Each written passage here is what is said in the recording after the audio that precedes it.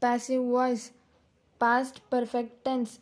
Rule 1. A letter had been written by me. A letter had been written by us. A letter had been written by you. A letter had been written by him. A letter had been written by her. A letter had been written by it. A letter had been written by them. Rule 2. A letter had not been written by me. A letter had not been written by us. A letter had not been written by you. A letter had not been written by him. A letter had not been written by her. A letter had not been written by it. A letter had not been written by them.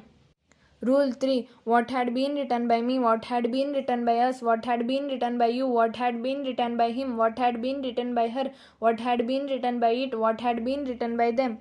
Rule 4. What had not been written by me, what had not been written by us, what had not been written by you, what had not been written by him, what had not been written by her, what had not been written by it, what had not been written by them.